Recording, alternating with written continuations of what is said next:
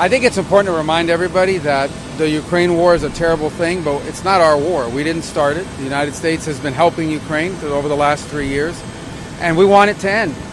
But it's not our war. I want everyone to understand that. And the reason why I make that point is the president has spent 87 days at the highest level of his government repeatedly taking efforts to bring this war to an end. We are now reaching a point where we need to decide and determine whether this is even possible or not, which is why we're engaging both sides.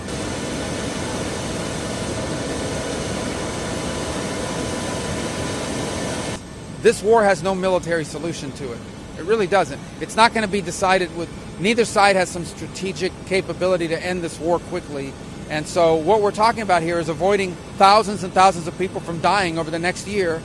We're trying to avoid that. We saw what happened last weekend with a missile strike in Sumy, where people died on Palm Sunday. We're just going to see more like that on both sides. We're going to see more of that. We're trying to prevent it. But we're not going to continue to fly all over the world and do meeting after meeting after meeting if no progress is being made. So if they're serious about peace, either side or both, we want to help. If it's not going to happen, then we're just going to move on. We're going to move on to other topics that are equally, if not more important in some ways, to the United States.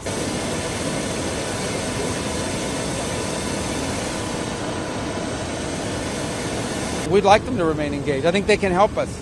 I think the UK and France and Germany can help us move the ball on this and get this closer to a resolution. I thought they were very helpful and constructive with their ideas. So we welcome their input. We welcome their involvement. We think it's important. There are probably elements of this as well. I always remind everybody that part of the sanctions against Russia, many of them, are European sanctions that we can't lift if that's ever to be part of a deal. So they're going to have to be involved no matter what. It's their continent. This is happening on the continent of Europe, and so obviously European powers will care deeply about what happens. So they have a stake in this, and we recognize it. And they, but in the end, I think we all want the same thing.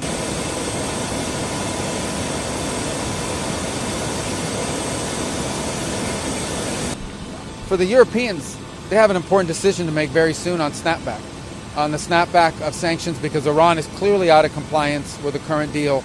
As you saw, the IAEA was in Tehran yesterday, issued public statements saying Iran is as close as it's ever been to nuclear weapons. The president's made clear Iran will not have a nuclear weapon. That is not going to happen. We're hoping that talks continue and that they're fruitful and that they can lead to something. We would all prefer a peaceful resolution and a lasting one.